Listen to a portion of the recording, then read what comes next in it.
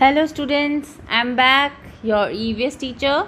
So what we were discussing, what we were doing, we were discussing chapter number 9, forests and people living in them. Okay, so we were discussing about forest, ki forest mein what are the useful things and what we call the people living in them. So the people living in forest are called Adivasis और tribals, ठीक है, and they are living in a group, तो उस group को हम बोलते हैं tribes. तो every state has different tribes, ठीक है. हमने स्टेट्स के बारे में पढ़ा था कि हर एक स्टेट की अपनी अपनी ट्राइब्स होती हैं, राइट. ट्राइब्स के नेम्स भी हैं अलग अलग. Okay, all that we discussed in previous lecture that the people living in forest, they use natural products to make anything, right, to make jewelry, to make musical instruments, to make useful things of house. All the things they make with natural materials, right.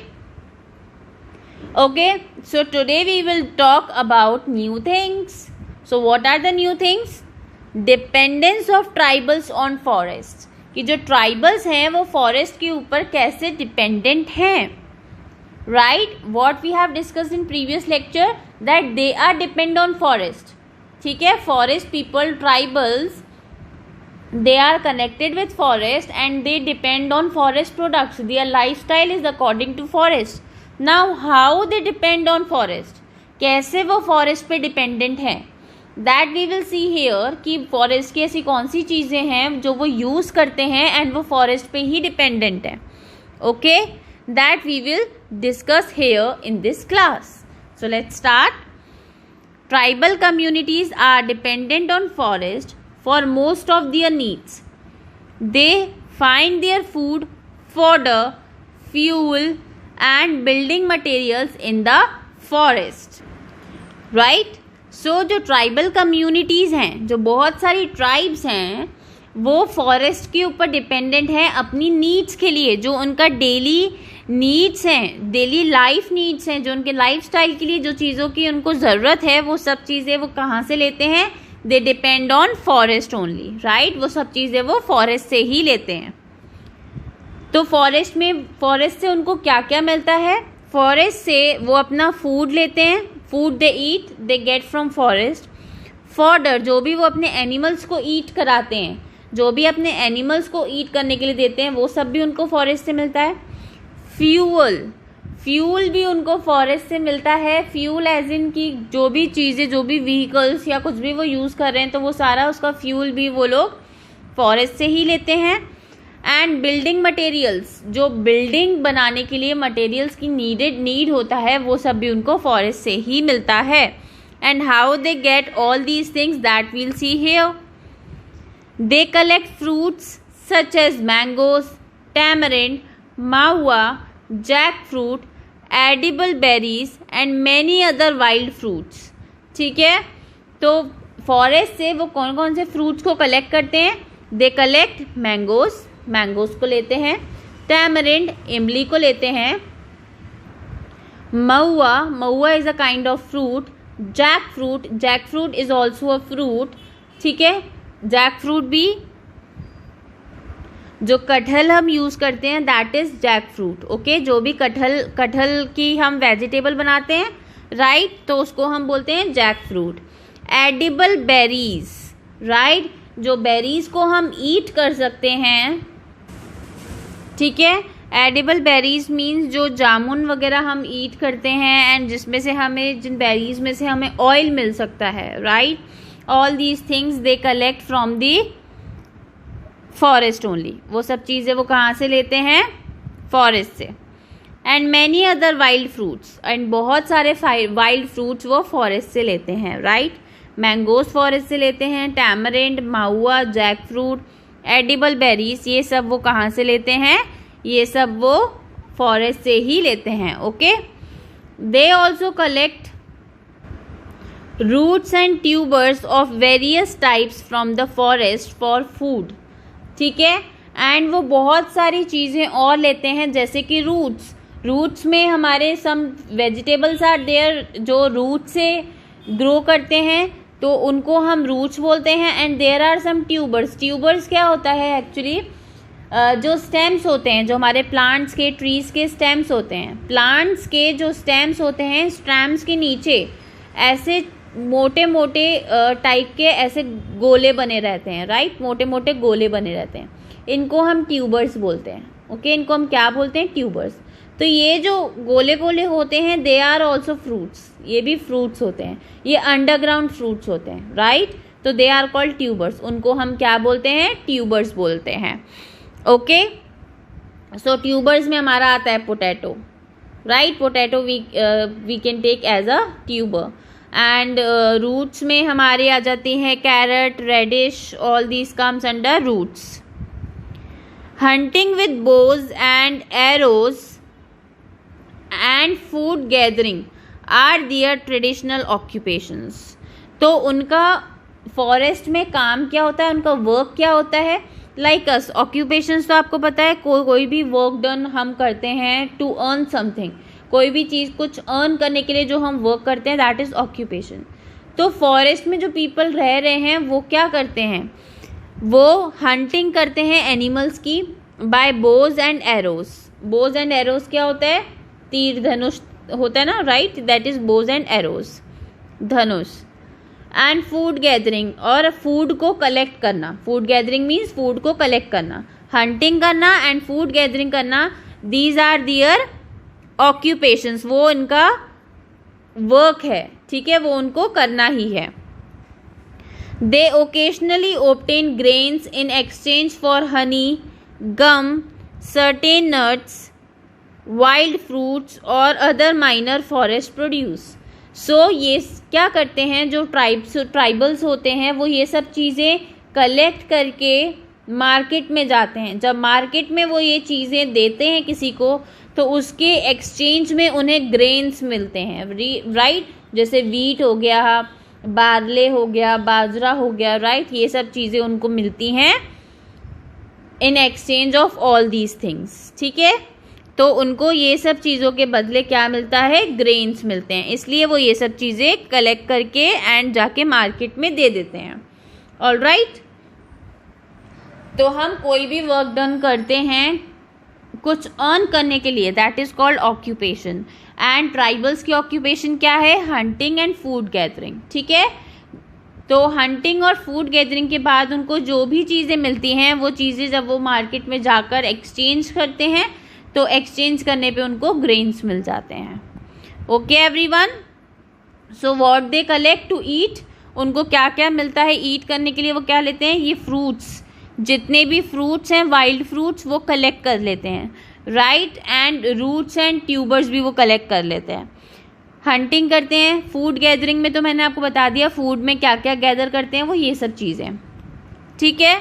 तो ये सब चीज़ें जब वो जाके market में exchange करते हैं एंड देन उन्हें मिलते हैं grains, this is their occupation. Now what's next, forests provide them with raw materials such as cane and bamboo to make baskets, bows and arrows, digging sticks, wood for making boats, vessels and dwelling houses, leaves to make roofs of houses or to use as pattals means plates made of leaves to eat on, ठीक है। तो जो forest में people रहते हैं, जो tribals रहते हैं, उनको रॉ मटेरियल्स मिलते हैं, मीन्स उनको ऐसे मटेरियल मिलते हैं जिससे वो कुछ भी बना सकते हैं, बट बना बनाया कुछ भी नहीं मिलता। ओके, ऑलरेडी बना बनाया उनको कुछ नहीं मिलता, वो सब उनको बनाना पड़ता है। रॉ मटेरियल्स मीन्स सिर्फ जो हमारे पास मटेरियल होते हैं, लाइक अगर आपको अपने घर में, अगर if you talk about a rakhi, जैसे आप अपने घर में राखी बना रहे हो, तो आप उसका सामान लेके आते हो, आप वूल लेके आओगे या कोई थ्रेड लेकर आओगे, बीड्स लेकर आओगे, गम लेकर आओगे, स्टिक्स लेकर आओगे, right, all these are raw materials. ये सारे क्या होते हैं, रॉ मटेरियल्स होते हैं। उसके बाद आप जो राखी बनाते हो that is a material you want, that is the thing you want, ठीक है। तो रॉ मटेरियल्स को यूज़ करके हम कोई यूज़फुल थिंग बनाते हैं, राइट, रॉ मटेरियल को यूज़ करके हम कोई यूज़फुल थिंग बनाते हैं, जिससे हम आगे पीपल को दे भी सकते हैं, ह्यूमन बींग्स को फॉरवर्ड भी कर सकते हैं और अपने पास भी रख सकते हैं। तो what are the raw materials they get, उनको क्या क्या मिलता है? केन एंड बैम्बू स्टिक्स मिलती हैं, ठीक है, जो कि ट्रीज से मिल जाती हैं।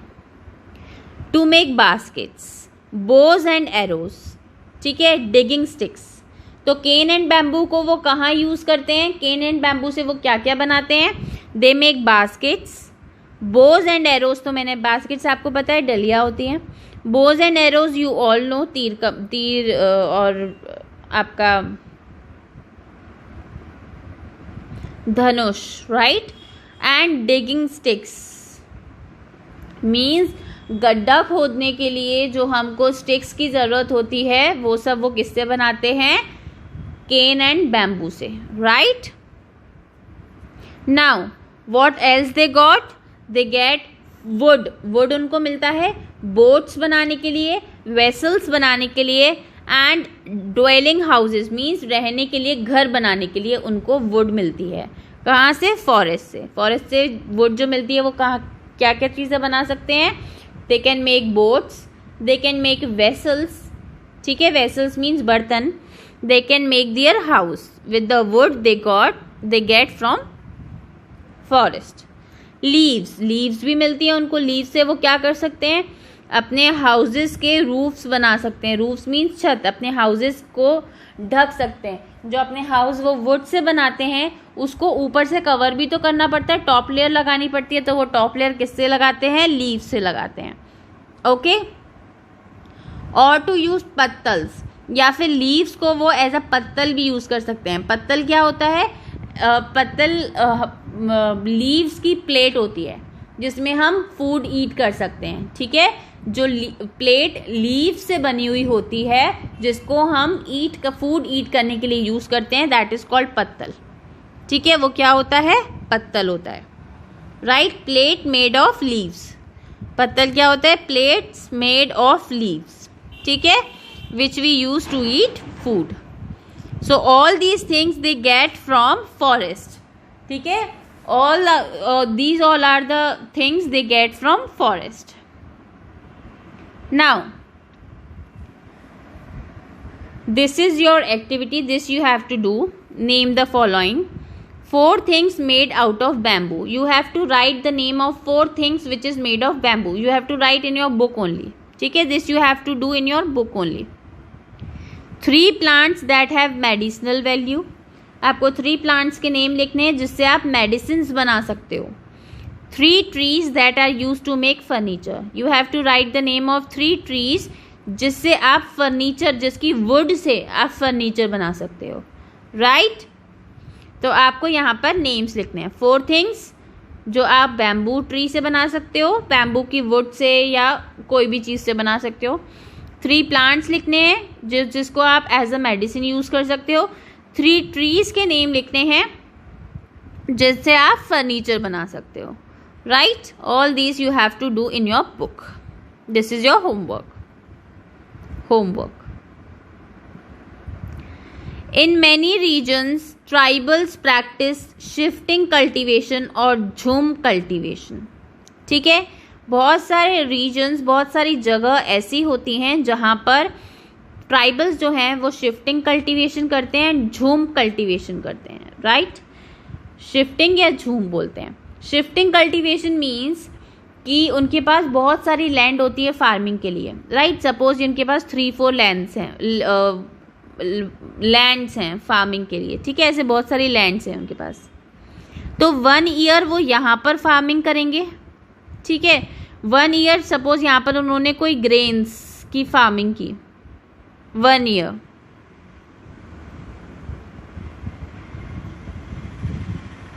सपोज 1 ईयर यहाँ पे उन्होंने कोई ग्रेन्स की फार्मिंग करी, ओके। एंड वही ग्रेन्स की फार्मिंग जब वो 2nd ईयर करेंगे तो वो दूसरी लैंड पर करेंगे सेम ग्रेन्स की। 3rd ईयर में उन्होंने यहाँ पर अपने ग्रेन्स की फार्मिंग करी। 4th ईयर में उन्होंने अपने ग्रेन्स की फार्मिंग यहाँ पर करी। 5th ईयर में यहाँ पर करी, राइट। तो इसको बोलते हैं शिफ्टिंग कल्टीवेशन, कि एवरी ईयर उन्होंने जो अपनी फार्मिंग है वो यहाँ पर शिफ्ट कर दी, राइट, यहाँ पर शिफ्ट कर दी।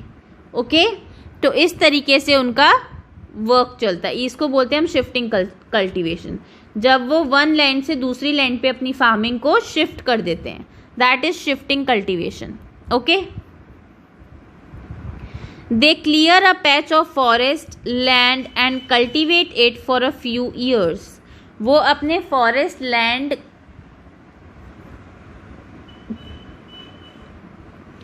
तो वो अपनी फॉरेस्ट लैंड का कुछ पार्ट ऐसा होता है, पैच मीन्स पार्ट, ठीक है, उनकी फॉरेस्ट लैंड का कुछ पार्ट ऐसा होता है जिसको वो क्लियर कर देते हैं, साफ कर देते हैं, एंड उस पर कुछ ईयर्स के लिए कल्टीवेशन करते हैं, मीन्स फार्मिंग करते हैं, राइट। फॉरेस्ट में तो सब जगह ट्रीज होते हैं, बट कुछ पार्ट ऐसा होता है जिसको वो क्लियर कर देते हैं एंड उस पर फ्यू ईयर्स के लिए, कुछ सालों के लिए कल्टीवेशन करते हैं, मीन्स फार्मिंग करते हैं। Okay, when the land loses its fertility they abandon it and look for another patch of land। अब few years तक उन्होंने वहाँ पर क्या किया, कल्टीवेशन किया, फार्मिंग करी, ठीक है।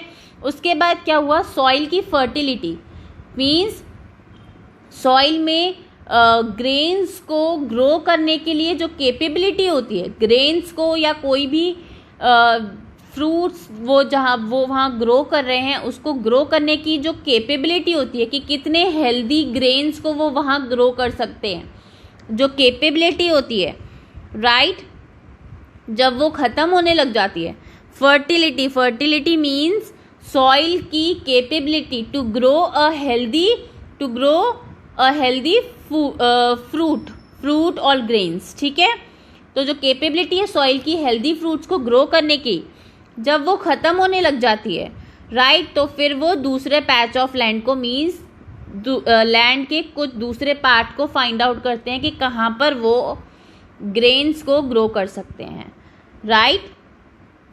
तो जब एक लैंड की, सपोज मैंने आपको बताया था ऐसे बहुत सारे लैंड्स हैं, यहाँ पर उन्होंने फ्यू ईयर्स तक कुछ भी ग्रो किया, राइट, फिर जब इसकी जो फर्टिलिटी है वो ख़त्म हो जाती है, इसकी जो कैपेबिलिटी है ग्रेन्स को ग्रो करने की, जब वो ख़त्म हो जाती है, लूज हो जाती है, तो वो सेकंड लैंड के पार्ट को फाइंड आउट करते हैं एंड फिर यहाँ पर अपना कल्टीवेशन स्टार्ट करते हैं। कल्टीवेशन मीन्स फार्मिंग स्टार्ट करते हैं, ठीक है।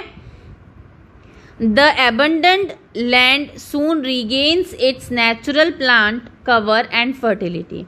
तो वो जो ये वाली जो लैंड थी जो खराब हो गई लैंड, ठीक है, ये जो लैंड है, जो लैंड खराब हो गई थी, जिसकी फर्टिलिटी ख़त्म हो गई थी, राइट, जिसकी फर्टिलिटी ख़त्म हो गई थी, वो थोड़े टाइम बाद अपनी फर्टिलिटी वापस से रीगेन कर लेती है लैंड, एंड देन उसमें फिर से हम फार्मिंग कर सकते हैं। अब इसको आप कैसे समझ सकते हो, आप ऐसे समझ सकते हो, सपोज कि आपने आज बहुत ज़्यादा रनिंग कर ली, ठीक है, आपने आज बहुत ज़्यादा रनिंग कर ली, ठीक है, अब आप टायर्ड हो गए, आप थक गए, ठीक है, अब आप कोई और काम नहीं कर सकते, कोई और वर्क आप नहीं कर सकते, फिर आपने क्या किया, अब आपसे कोई काम नहीं हो रहा, कोई वर्क नहीं हो रहा, तो आप क्या करोगे, आप 2 to 4 आवर्स का रेस्ट ले लोगे, ठीक है, सपोज आपने 2 to 4 आवर्स का रेस्ट ले लिया, उसके बाद आप कोई भी वर्क डन कर सकते हो, आप रिचार्ज हो गए, ठीक है, जब आपने 2 to 4 आवर्स का रेस्ट ले लिया तो आप रिचार्ज हो गए, अब आप कोई भी वर्क कर सकते हो,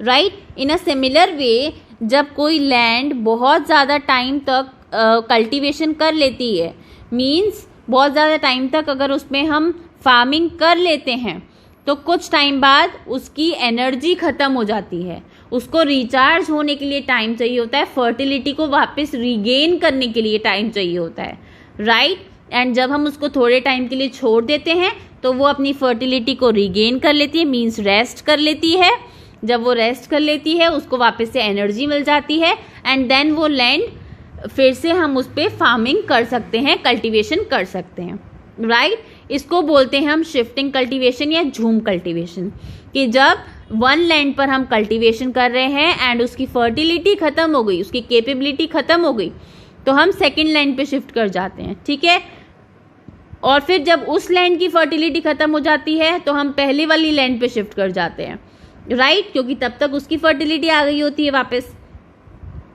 okay, so this is called shifting cultivation और jhum cultivation. Many tribes practice the slash and burn method in which the trees are cut and burned. ठीक है, बहुत सारी ट्राइब्स क्या करती हैं, स्लैश एंड बर्न मेथड को यूज करती हैं. Right, slash and burn method में क्या होता है, ट्रीज को कट कर देते हैं पूरी लैंड पे. सपोज ये एक लैंड है, इस पिक्चर में आपको दिख रहा होगा कि यहाँ पर एक लैंड था, एक लैंड है, राइट. तो उस लैंड पे जितने भी ट्रीज थे सबको कट करके बर्न कर दिया. ठीक है, this method is called slash and burn. जब ट्रीज को कट करके सबको बर्न कर दिया तो वो लैंड कैसी हो गई, प्लेन लैंड हो गई. अब हम उस पर फार्मिंग कर सकते हैं, एग्रीकल्चर कर सकते हैं, कल्टीवेशन कर सकते हैं, right. The ashes increase the fertility of the land where they sow rice. तो वो ऐश क्या करती है, जब ट्रीज जल जाते हैं, बर्न हो जाते हैं, तो उसकी जो ऐश बचती है, जो राख बचती है, उससे लैंड की फर्टिलिटी इंक्रीज होती है. Means the capability to grow grains, the capability of a soil to grow grains वो इंक्रीज हो जाती है. और फिर ऐसी लैंड पर हम क्या ग्रो करते हैं, और फिर ऐसी लैंड पर हम क्या ग्रो कर सकते हैं, वी ग्रो राइस. ठीक है, ऐसी लैंड पर हम राइस को ग्रो कर सकते हैं. Okay everyone, this method of agriculture exploits the soil and causes deforestation. जो ये मेथड है एग्रीकल्चर का, वो सॉइल को एक्सप्लॉइट कर देता है. तो एग्रीकल्चर से क्या होता है, सॉइल एक्सप्लॉइट हो जाती है, सॉइल खराब हो जाती है, एंड डिफॉरेस्टेशन होता है. मीन्स हमारा फॉरेस्ट कम से कम होते जा रहे हैं, राइट. हमारे फॉरेस्ट जो है वो कम से कम क्यों होते जा रहे हैं, because at many of the lands हमने क्या किया है, अपनी सिटीज़, अपने हाउसेस बना लिए हैं. एंड बहुत सारी ऐसी लैंड्स हैं जहाँ पर हम डिफॉरेस्टेशन करके एंड वहाँ पर अपना एग्रीकल्चर स्टार्ट करते हैं. ठीक है, तो डिफॉरेस्टेशन में वो क्या करते हैं, जो ट्राइबल्स होते हैं, बहुत सारी जो ट्राइब्स हैं, वो क्या करती हैं, स्लैश एंड बर्न मेथड को यूज़ करते हैं. मीन्स जो भी कोई लैंड है उसमें ट्रीज़ को कट करके एंड सबको बर्न कर देते हैं. तो ट्रीज को जब बर्न कर देते हैं तो उसकी ऐश बचती है, ऐश की वजह से लैंड की फर्टिलिटी इंक्रीज होती है, एंड वहाँ पर वो राइस को ग्रो करते हैं, राइट. फिर जो एग्रीकल्चर है, जो ये कल्टीवेशन है, इससे क्या होता है, हमारी सॉइल तो खराब होती ही है, बिकॉज बहुत टाइम तक जब हम उस पर ग्रो करते रहते हैं ग्रेन्स को, तो क्या होता है, उसकी फर्टिलिटी ख़त्म हो जाती है, तो सॉइल तो खराब हो जाती है, एंड डिफॉरेस्टेशन भी हो गया. उस लैंड से हमारा फॉरेस्ट फिनिश हो जाता है, ख़त्म हो जाता है, राइट.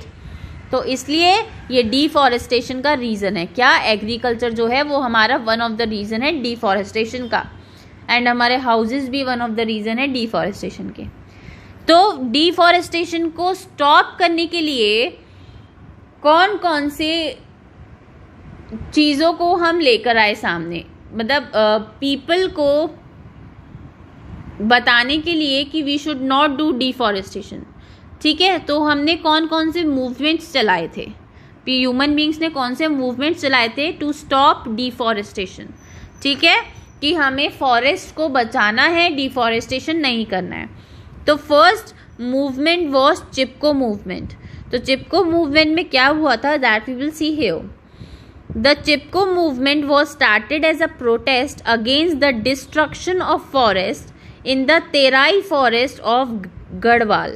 ठीक है, गढ़वाल इज अ प्लेस जहाँ पर तेराई फॉरेस्ट है, फॉरेस्ट का नेम है तेराई फॉरेस्ट. ठीक है, तो वहाँ पर उन्होंने प्रोटेस्ट किया था. जो वहाँ पे ह्यूमन बींग, जो वहाँ पर पीपल थे, जो ट्राइब्स थी, उन्होंने प्रोटेस्ट किया था against destruction of forest. Means forest को, डिफॉरेस्टेशन को स्टॉप करने के लिए. Destruction of forest means deforestation को स्टॉप करने के लिए. Protest against destruction of forest. Destruction of forest means forest खत्म होना. तो फॉरेस्ट खत्म नहीं हो उसके अगेंस्ट जाकर उन्होंने प्रोटेस्ट किया. ठीक है, कहाँ पर, गढ़वाल, तेराई फॉरेस्ट ऑफ गढ़वाल में. It began in 1972 under the leadership of Chandi Prasad Bhatt and Sundarlal Bahuguna by the forest people in Theri district of Uttarakhand. ठीक है, तो ये 1972 में स्टार्ट हुआ था एंड इसके लीडर्स कौन थे? चंदी प्रसाद भट्ट एंड सुंदरलाल बहुगुणा। ठीक है, टेहरी डिस्ट्रिक्ट में रहते थे, उत्तराखंड की। उत्तराखंड में एक टेहरी डिस्ट्रिक्ट है, वहां पर वो लोग रहते थे एंड वहां से उन्होंने प्रोटेस्ट करना स्टार्ट किया था टेहरी डिस्ट्रिक्ट के जो फॉरेस्ट थे उनके लिए। This movement was aimed at saving trees from the forest contractors. Forest contractors means कुछ पीपल ऐसे थे जो कॉन्ट्रैक्ट लेते थे कि हम ये वाला फॉरेस्ट ख़त्म करके इसकी वुड्स को यूज़ कर लेंगे, उस लैंड को हम एग्रीकल्चर के लिए यूज़ कर लेंगे। ठीक है, जो पीपल उनको लैंड दिलवाते थे फॉरेस्ट को ख़त्म करके। ठीक है, तो जो ये चिपको मूवमेंट था वो किस लिए था? ताकि ट्रीज़ को सेव कर सके। ट्रीज़ जो हैं उनको कट नहीं करना है, उनको ग्रो करना है। The local forest dwellers hugged the trees and successfully prevented them from being cut down. तो वहाँ पर जो लोकल फॉरेस्ट ड्वेलर्स थे, मीन्स जो वहाँ पर जो लोकल फॉरेस्ट के पीपल थे जो वहाँ रहते थे, उन्होंने ट्रीज़ को हग किया चिपक के। चिपको मूवमेंट मीन्स ट्रीज से चिपक के खड़े हो गए, राइट। एंड फिर उन्होंने अपने ट्रीज़ को कट होने से बचा लिया था।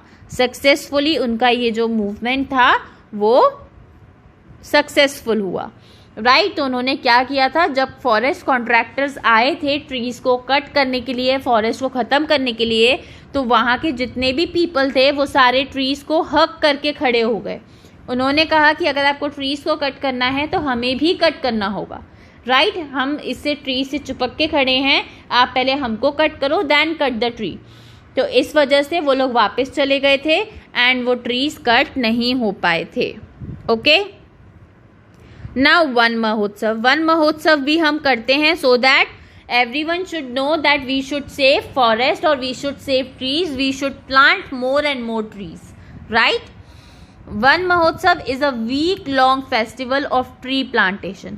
वन महोत्सव जो है वो 1 वीक तक चलता है, ठीक है, एंड उसमें हमें ट्री प्लांटेशन करना होता है। वन महोत्सव जो बहुत लंबा फेस्टिवल होता है उसमें हमें क्या करना होता है, ट्री प्लांटेशन मीन्स ट्रीज को प्लांट करना होता है। It is organized every year in the month of July across the country.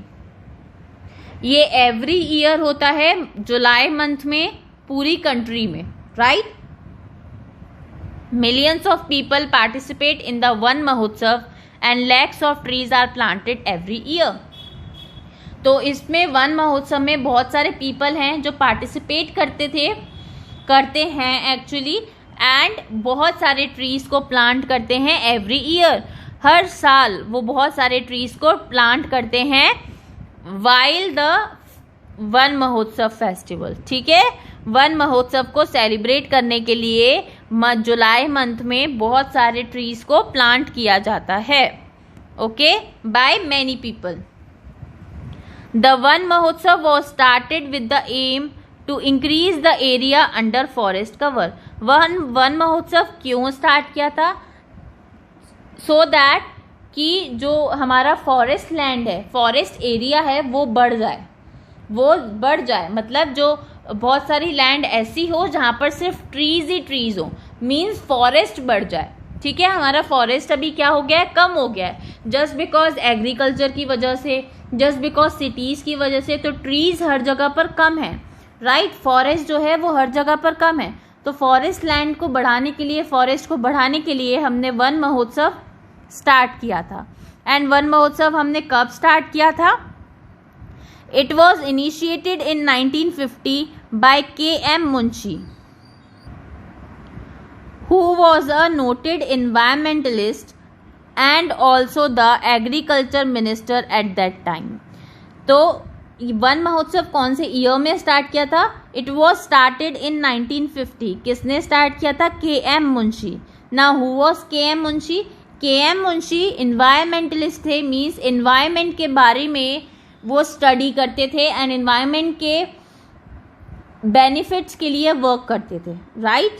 And agriculture minister भी थे वो उस टाइम पर। तो उन्होंने वन महोत्सव एक फेस्टिवल स्टार्ट किया था which is a week long festival जिसमें हमें ट्रीज को प्लांट करना होता है and it is organized every year in the month of July. ठीक है. एंड कब स्टार्ट हुआ था? 1950 में by K M. Munshi. Who was K M. Munshi? Environmentalist, means वो इन्वायरमेंट के बेनिफिट के लिए वर्क करते हैं. एंड उस टाइम पे 1950 में वो एग्रीकल्चर मिनिस्टर भी थे. All right everyone. So this you have to read from your book. ये बहुत अच्छे से आपको रीड करना है दिस पार्ट. ठीक है. This part you have to read very well. Okay. Now threats facing tribal communities. तो ट्राइबल कम्युनिटीज के लिए थ्रेट्स मीन्स डर. किस चीज़ का डर है उन्हें, किस चीज़ में उनको उनके लिए बेनिफिशियल नहीं है. ठीक है. तो forest are the natural dwelling places of tribal people. तो ट्राइबल पीपल के लिए जो फॉरेस्ट है that is the natural dwelling place, means वो नेचुरल प्लेस है जहाँ पर ट्राइबल्स रहते हैं, ट्राइबल पीपल रहते हैं, ट्राइब्स हैं. Right. The rapid development of cities and industries has destroyed their natural home.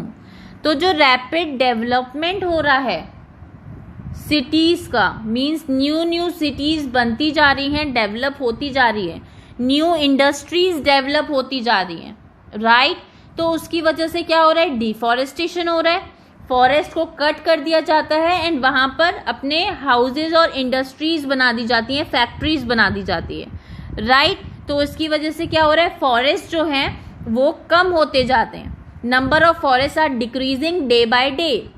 Right. तो उनका नेचुरल होम क्या है? फॉरेस्ट है. अगर फॉरेस्ट ही डे बाय डे डिक्रीज होते जाएंगे तो वो कहाँ रहेंगे? ट्राइबल्स. इसीलिए उनको इस चीज का प्रॉब्लम है, डर है. Industries situated outside tribal areas have led to the commercial exploitation of forest. तो इंडस्ट्रीज जो ट्राइबल एरियाज में, जो इंडस्ट्रीज बाहर हैं, सिटीज से बाहर हैं, ट्राइबल एरियाज में हैं, उनकी वजह से जो फॉरेस्ट हैं वो खराब होते जा रहे हैं. फॉरेस्ट का एक्सप्लॉयटेशन हो रहा है, मीन्स फॉरेस्ट खराब होते जा रहे हैं, कट होते जा रहे हैं, डिफॉरेस्टेशन होता जा रहा है. For extraction of timber and other produce tribal communities have either been evicted or prevented from using the forest. तो देयर आर सम पीपल जो फॉरेस्ट प्रोडक्ट्स को यूज़ करते हैं फॉर अर्निंग्स. ठीक है. अर्निंग्स के लिए, मनी अर्न करने के लिए वो फॉरेस्ट प्रोडक्ट्स को यूज़ करते हैं. राइट. जैसे कि एक्सट्रैक्शन ऑफ टिम्बर, टिम्बर को एक्सट्रैक्ट करना. ठीक है. एंड बहुत सारे ऐसे प्रोड्यूस हैं, फॉरेस्ट प्रोडक्ट्स हैं जिनको वो यूज़ करते हैं टू अर्न मनीज. तो उन सब को प्रोटेक्ट करने के लिए, सो दैट कि वो ले पाएँ, तो उन्होंने क्या किया, उन पीपल ने क्या किया, ट्राइबल कम्युनिटीज को फॉरेस्ट से निकाल दिया या फिर उनको मना कर दिया है कि इस फॉरेस्ट में आप नहीं जाओगे और वहाँ से कुछ भी प्रोडक्ट्स को यूज़ नहीं करोगे, so that they can use. ठीक है. तो उन्होंने क्या किया, काफ़ी लोगों ने अपने बिजनेस के लिए, अपनी अर्निंग्स के लिए जो ट्राइबल कम्युनिटीज़ हैं उनको फॉरेस्ट से बाहर निकाल दिया या फिर उनको मना कर दिया है कि you will not use any forest products. This they have done and this is very wrong for tribal communities because forest is their natural home. Forest उनका नेचुरल होम है, वो कंप्लीटली फॉरेस्ट के ऊपर ही डिपेंडेंट है, but उनको अब मना कर दिया कि आप कुछ भी यूज नहीं कर सकते हो. तो this is very bad for them. This is a bad news for them. Right. Produce on which they had dependent for many necessities. तो उनको फॉरेस्ट के जितने भी प्रोडक्ट्स हैं उन सबको यूज़ करने के लिए मना कर दिया है. Even if they are depended on there for their necessities. हमने क्या पढ़ा था, फॉरेस्ट के जो प्रोडक्ट्स हैं वो उनकी नीड है, उनकी जो डेली लाइफ नीड है, जो उनका लाइफस्टाइल है, वो फॉरेस्ट प्रोडक्ट्स पे ही डिपेंड है, वो उनकी नेसेसिटीज़ हैं. राइट. तो उसको यूज करने के लिए भी उनको मना कर दिया है. तो that is very wrong. Many regions in India have been made protected areas by the government of India to conserve wild life in these regions. तो बहुत सारे फॉरेस्ट रीजन्स ऐसे हैं इंडिया में जिनको गवर्नमेंट ऑफ इंडिया ने बंद कर दिया है to conserve wild life. Means forest को कंजर्व करने के लिए, वाइल्ड लाइफ को कंजर्व करने के लिए। वाइल्ड लाइफ मीन्स जो वाइल्ड एनिमल्स हैं वो भी तो कहीं रहेंगे, right? They also need home to live.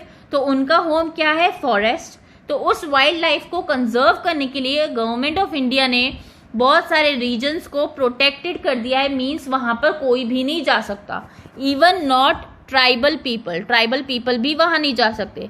तो सम आर द एरियाज जो पीपल ने, ह्यूमन बींग्स ने अपने कमर्शियल पर्पस के लिए, अर्निंग्स के लिए उनको निकाल दिया। एंड कुछ पार्ट गवर्नमेंट ऑफ इंडिया ने सील कर दिया कि वहां पर कोई नहीं जा सकता। These protected areas are reserved forests, national parks and wildlife sanctuaries. It is prohibited to cut down trees or hunt animals here. तो वहाँ पर क्या बोला है? जो प्रोटेक्टेड एरियाज हैं वो रिजर्व्ड फॉरेस्ट हैं, फॉरेस्ट को प्रोटेक्ट किया गया है, नेशनल पार्क्स हैं एंड वाइल्ड लाइफ सेंचुरीज हैं। These are the protected areas.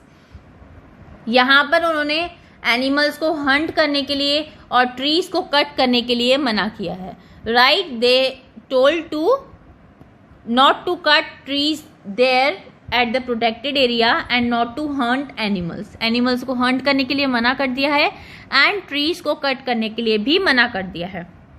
Large areas of natural habitat where plants and wildlife are protected are known as biosphere reserves. Right? तो large areas जो हैं natural habitat है, तो जो natural habitat है जहां पर प्लांट्स एंड वाइल्ड लाइफ को प्रोटेक्ट किया हुआ है, प्लांट्स को, ट्रीज को प्रोटेक्ट किया हुआ है and wild life means animals को वहां पर प्रोटेक्ट किया हुआ है, उन लार्ज एरियाज को हम बोलते हैं बायोस्फीयर रिजर्व्स।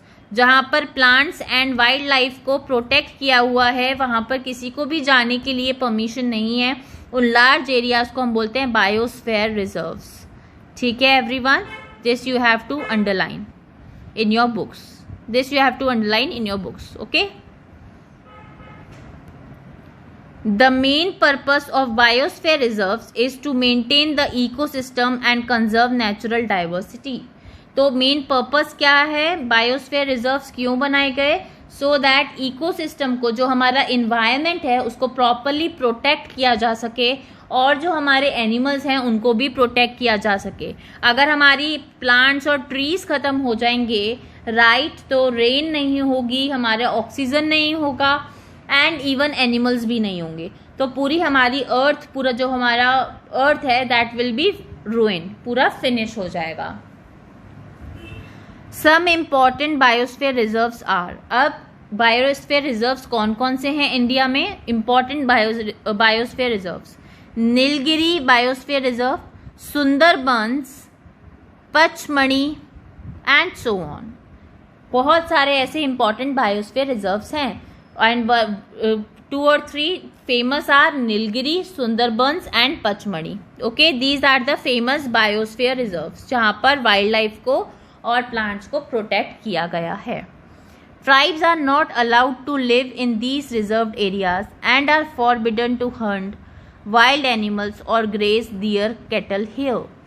तो ट्राइब्स जो हैं, जो ट्राइबल पीपल हैं, उनको वहाँ रिजर्व्ड एरियाज में रहने के लिए मना कर दिया है। They can't live there in the reserved areas and उनको वाइल्ड एनिमल्स को हंट करने के लिए भी मना किया गया है। एंड जो उनके कैटल हैं, मतलब जो उनकी गोट, शीप वगैरह होते हैं, उनको भी वहाँ पर ले जाने के लिए मना किया है। तो उनको कम्प्लीटली, जिन पे वो डिपेंडेंट थे, वो सब के लिए उनको मना कर दिया। Thus the traditional ownership which the tribals enjoyed over the forest for thousands of years has been disturbed.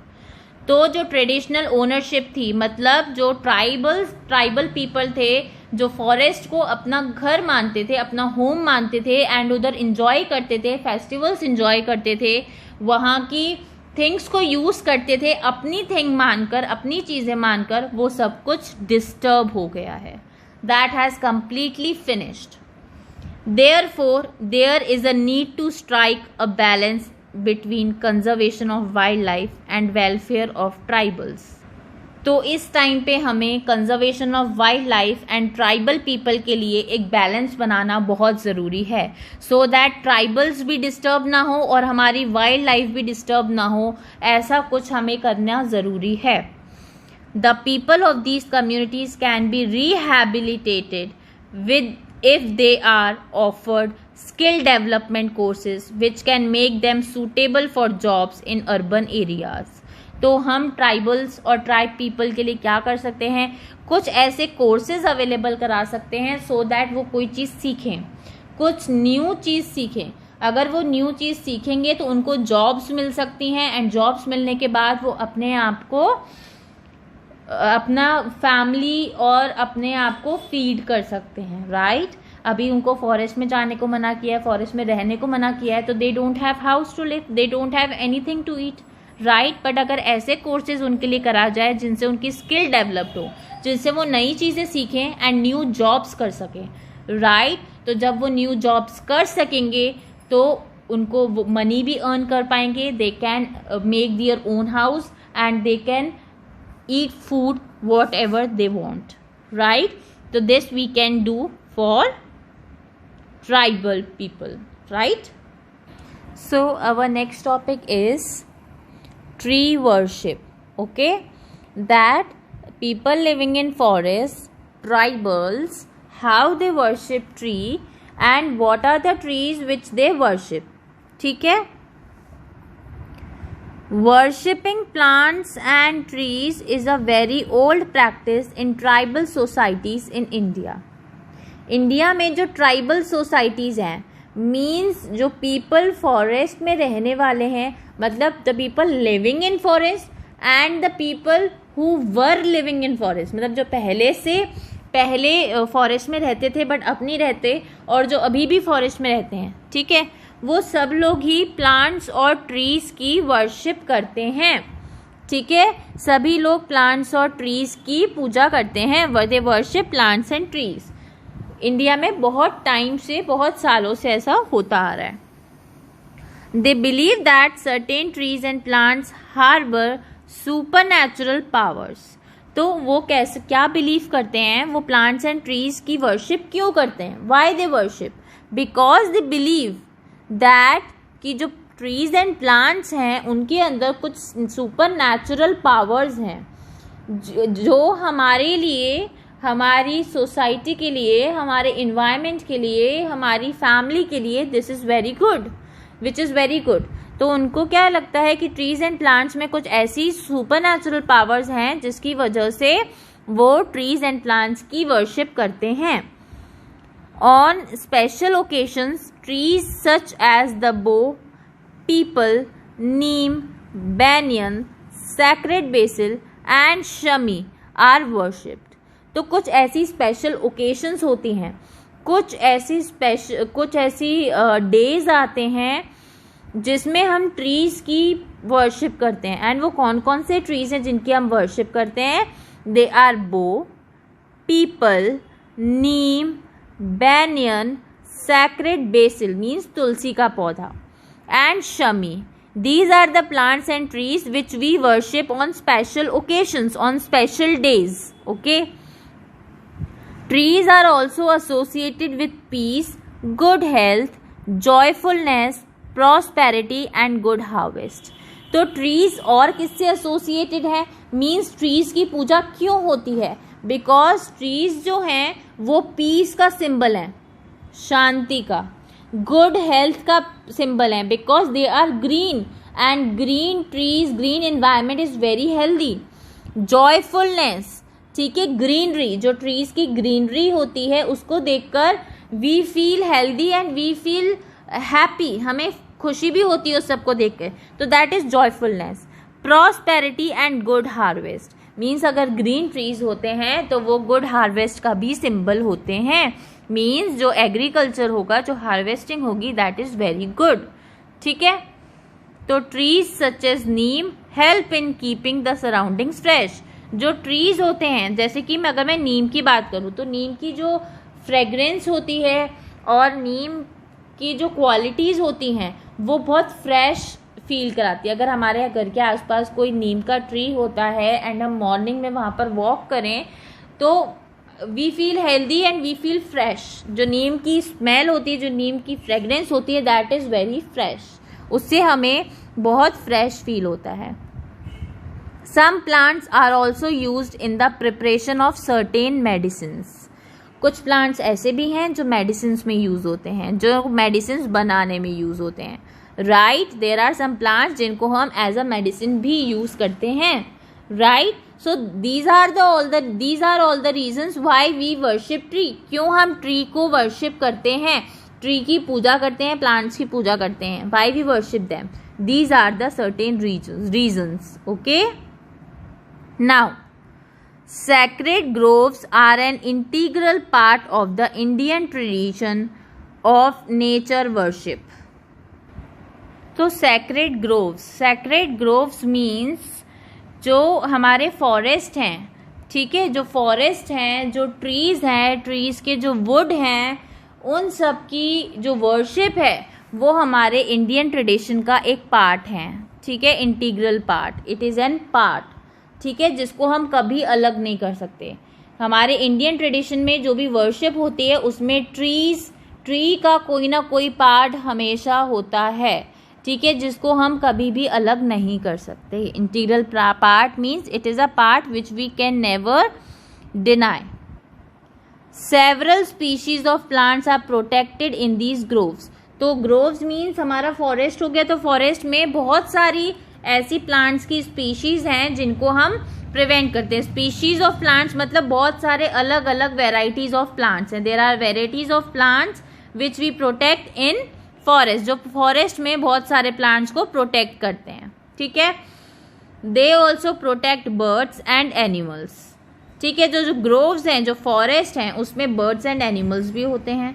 तो अगर फॉरेस्ट होगा, फॉरेस्ट में ट्रीज होंगे, तो बर्ड्स एंड एनिमल्स को फूड मिलेगा ईट करने के लिए, तो they will be alive, right. But अगर फॉरेस्ट ही नहीं होगा, ट्रीज ही नहीं होंगे, तो birds and animals what they will eat, how they will be alive, right? So that's why sacred groves is very important part of our life, okay। Most sacred groves are believed to be presided over by deities who are often housed in temples or shrines। तो ऐसा माना जाता है कि जो sacred groves हैं, बहुत सारे जो ऐसे सैक्रेड ग्रोव्स हैं जो वुडन पार्ट हैं, जिनको मंदिरों में, टेम्पल्स में गॉड्स के आगे चढ़ाया जाता है, राइट। हम सबको पता है कि गॉड्स के आगे टेम्पल्स में या घर में जो हमारे गॉड्स हैं उनके आगे हम फ्लावर्स चढ़ाते हैं, फ्रूट्स चढ़ाते हैं, राइट। एंड संदलवुड एज इन चंदन होता है। तो ये सब चीज़ें जो हमें मिलती हैं वो सारी फॉरेस्ट से मिलती हैं, they are from sacred groves, ठीक है। This is what explained here. These groves were probably established to preserve certain trees for their usefulness। तो ये जो ग्रोव्स हैं, ये जो फॉरेस्ट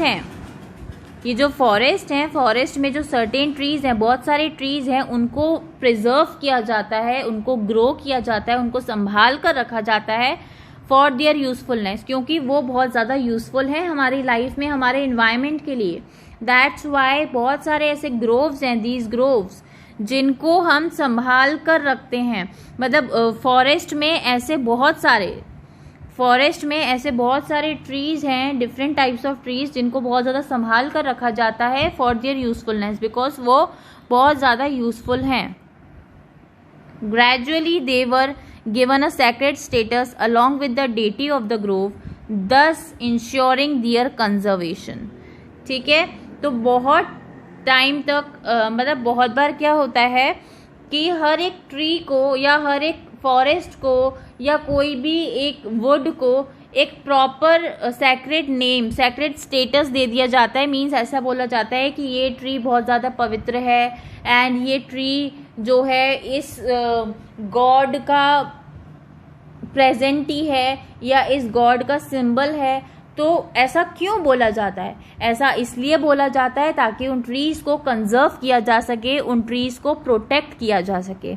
इसीलिए हम ऐसा बोलते हैं कि ऐसे हमने कुछ ट्रीज को गॉड का सिंबल दे रखा है, कुछ ट्रीज को हमने गॉड का सिंबल बना रखा है, कुछ ट्रीज को हमने गॉड बना रखा है। क्यों? बिकॉज इसीलिए so that we can conserve it, so that we can protect it, right. So these are the important things about trees, कि हमने ट्रीज को एज अ गॉड क्यों माना है, what are the reasons behind it, ठीक है। और हमारे जो फॉरेस्ट है, फॉरेस्ट में जो ट्रीज हैं वो हमें कैसे यूज होते हैं, हम उनको कैसे वर्शिप में यूज कर सकते हैं। All these things are explained here. Now the chapter is finished. This is a summing up part, a small summary of complete chapter that we will see here. Tribes. तो tribes मैंने आपको बताया, the people living in forest they divided themselves in groups, ठीक है। जो forest में people रहते हैं उन्होंने अपने आप को ग्रुप्स में डिवाइड कर दिया, and that groups are known as tribes, ठीक है। और जो कलेक्शन है, द कलेक्टिवनेस ऑफ ग्रुप, ठीक है, उनको बोलते हैं हम ट्राइबल कम्युनिटीज। तो जो ट्राइब्स होते हैं, ट्राइब्स में जो पीपल होते हैं उन्हें हम ट्राइबल्स बोलते हैं और आदिवासी बोलते हैं। And they are the original inhabitant of India, means original people जो रेसिडेंट हैं इंडिया के, जो इंडिया में लिव कर रहे हैं पीपल, तो ओरिजिनल पीपल जो हैं इंडिया के, दे आर आदिवासीज, ठीक है। जो ओरिजिनल पीपल हैं इंडिया के, जो इंडिया का कल्चर अभी भी फॉलो कर रहे हैं, they are adivasis. They depend on forest for various needs, तो ऐसी उनकी डेली लाइफ की, लाइफस्टाइल की ऐसी नीड्स हैं जिसके लिए वो फॉरेस्ट पर ही डिपेंड है, वो कहीं और नहीं जाते।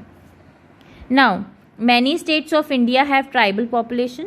इंडिया में there are many states which still have tribes, which still have tribals that we have discussed in this chapter in previous lecture. Actually मैंने आपको स्टेट्स एंड स्टेट्स के साथ उनके ट्राइबल कम्युनिटीज़ के नेम्स भी बताए थे.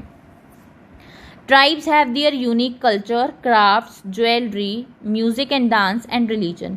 इसके बारे में भी हमने डिस्कस किया था कि जो ट्राइब्स हैं उनके अपने अलग कल्चर होते हैं. डिफरेंट जितनी भी ट्राइब्स होंगे सबके एक दूसरे से या हमसे सबसे अलग अलग कल्चर्स होते हैं, right.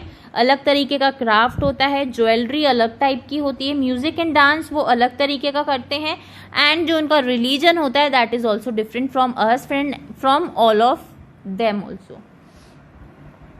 Rapid development of cities and industries has led to destruction of forest and hence the habitat of tribes. तो जैसे ही सिटीज़ डेवलप होती जा रही हैं, एग्रीकल्चर डेवलप होता जा रहा है, तो हमारे फॉरेस्ट का डिफॉरेस्टेशन होता जा रहा है. मीन्स हमारा फॉरेस्ट, नंबर ऑफ फॉरेस्ट जो हैं वो कम होते जा रहे हैं. नंबर ऑफ फॉरेस्ट कम होते जा रहे हैं, जो ट्राइब्स का हैबिटेट है, जो ट्राइब्स का हाउस है, वो उनसे छिनता जा रहा है. Tribals find it difficult to settle in urban areas and find employment. जो ट्राइबल्स हैं वो अब छोटे छोटे एरियाज में सेटल होने लगे हैं एंड अपने लिए जॉब्स फाइंड आउट कर रहे हैं, so that they can earn money and they can feed themselves. ठीक है, वो अपने लिए घर बना सकें एंड अपने आप को, अपने लिए कुछ फूड अवेलेबल करा सके, इसलिए वो अपने लिए जॉब्स भी फाइंड आउट कर रहे हैं, बिकॉज अब फॉरेस्ट में उनको रहने के लिए परमिशन नहीं है. Maintaining sacred groves leads to conservation of forest. तो हमें बहुत सारे ऐसे ट्रीज हैं, बहुत सारे ऐसे प्लांट्स हैं जिनको हम गॉड्स मानते हैं, तो उनको कंजर्व करके रखा है हमने. ठीक है, तो अगर उनको कंजर्व करके रखा है तो हमारे फॉरेस्ट भी कंजर्व्ड है, just because of them, just because of sacred groves. Okay everyone, so this is all about this chapter, forest and people living in them. If you still have any doubt, you can see both of the videos, or if you still have any doubt, you can ask in the class, and in next video we will discuss the question answers of this chapter, back exercises of this chapter. Okay everyone, so till then, bye bye, take care.